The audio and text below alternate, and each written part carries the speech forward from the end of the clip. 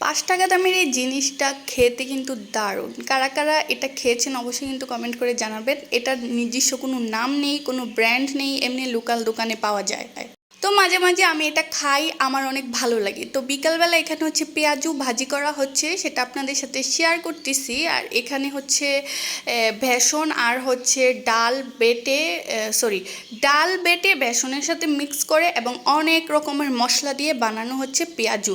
যদিও পেঁয়াজুর রেসিপি সবাই জানে, এটা হচ্ছে বাঙালির একটা কমন খাবার, এই রেসিপি বলার কোনো প্রয়োজন নেই, তারপরেও বলে দিলাম। যারা হচ্ছে নতুন রাঁধুনি তারা বুঝতে পারবে বা জানতে পারবে আসলে পেঁয়াজু কী দিয়ে বানানো হয়।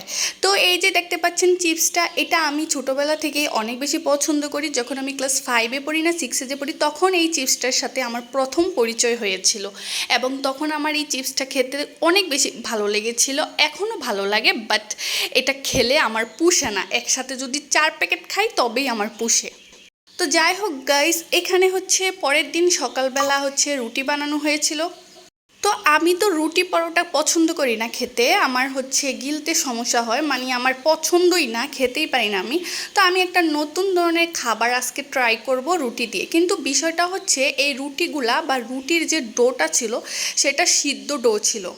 তো আমি জানতাম না এটা যে সিদ্ধ আটা ছিল। তো আমি কি করছি, এটা গরম পানিতে দেওয়ার পর না এটা একদম গলে গেছে, কারণ এটা তো এমনিতেই সিদ্ধ করা আগে থেকে। তারপর হচ্ছে আবার আমি এটাকে গরম পানিতে দেওয়ার কারণে হচ্ছে দেখা যায় এটা গলে গেছে। যদিও পুরোপুরি গলেনি, তারপরও মানে একটু নরম নরম গলা গলা হয়ে গেছে, যেটা সিদ্ধ হওয়ার পরই আপনারা দেখতে পারবেন। তো আমি হচ্ছে এটাকে রাইস কুকারে দিয়ে দিয়েছি। রাইস কুকারে পানিটা ফুটার পর হচ্ছে দিয়ে দিলাম আমি এই আটার ইয়েগুলা, মানে কীগুলা, মানে যা বানাইছি আর কি। তো এই রেসিপিটা আমি একবার ইউটিউবে দেখেছিলাম, ইউটিউবে বলতে ইউটিউবে না, আমি এটা দেখেছিলাম হচ্ছে ফেসবুক রিলসে। তো সেখান থেকে এখন ট্রাই করতেছি। যদিও ওইখানের যে আটা দিয়ে এটা বানাইছিল ওইগুলো চিকন চিকন ছিল, আমারটা হচ্ছে মোটা মোটা হয়ে গেছে আর হচ্ছে গলে গেছে। তো আমি যদি জানতাম যে এটা সিদ্ধ আটা ছিল তাহলে হচ্ছে আজকে আমি এটা বানাতাম না, অন্য আরেকদিন কাঁচা আটা দিয়ে বানাতাম।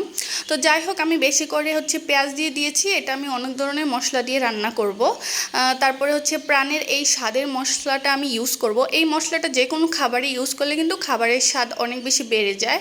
তো আমি হচ্ছে পেঁয়াজটা লাল লাল করে ভাজার পর এটাতে দিয়ে দিলাম একটু আদা বাটা আর হচ্ছে একটু রসুন বাটা। তো আমি এখানে 2টা রুটি নিয়েছিলাম, আমি আর আমার বাস্তি মিলে খাবো। তো আমি হচ্ছে প্রথম দিন বেশি বানাইনি, দেখার জন্য যে যদি ভালো লাগে তারপরে হচ্ছে আবার ট্রাই করব। তো হচ্ছে দিয়ে দিলাম আদা বাটা, রসুন বাটা, তারপরে হচ্ছে হলুদের গুঁড়া আর কিকির গুঁড়া যে দিছি আমার এখন মনে নাই, মানে অনেক রকমের মশলা দিয়ে এটা আমি রান্না করেছিলাম। তারপরে দিয়ে দিলাম হচ্ছে স্বাদের মশলা।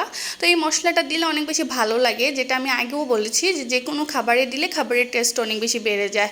তারপর সুন্দর করে আটা দিয়ে বানানো যে জিনিসগুলা, মানে এটার নাম আমি জানি না, সেগুলো দিয়ে দিলাম। যেটা আপনারা দেখতেই পাচ্ছেন একদম গলা গলা সলা হয়ে গিয়েছে, ভর্তা হয়ে গিয়েছে, কিন্তু খেতে কিন্তু মোটামুটি ভালোই ছিল।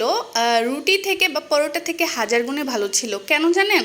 কারণ রুটি আর পরোটা তো আমি খেতে পারি না, তো এটা খেতে না মানে একটু নরম নরম ছিল, আমার কাছেও ভালো লাগছে, আমারও পেট ভরছিল, সকালবেলা ব্রেকফাস্ট হিসেবে খুবই ভালো ছিল। তো যদি এটা কাঁচা রুটি বা কাঁচা আটা দিয়ে বানাতাম তাহলে হয়তো এটা আরেকটু শক্ত হতো এবং খেতেও অনেক বেশি ভালো লাগতো। তো এটা আমি আরেকদিন কাঁচা রুটি বা কাঁচা আটা দিয়ে ট্রাই করব, আশা করছি ভালো লাগবে। আর কাঁচামরিচ দেওয়াতে খুব সুন্দর একটা ফ্লেভার আসছিল। যদি ধনেপাতা থাকতো তাহলে ওইটাও ইউজ করতাম, তাহলে আরও বেশি ভালো লাগতো এবং সুন্দর একটা স্মেল বা ফ্লেভার আসতো। তো এই যে আমার খাওয়া দাওয়া শেষ, খেতে খেতে আপনাদের কাছ থেকে বিদায় নিয়ে নিচ্ছি। আজকের ব্লগটি ভালো লাগলে অবশ্যই লাইক, কমেন্ট অ্যান্ড শেয়ার করে দিবেন।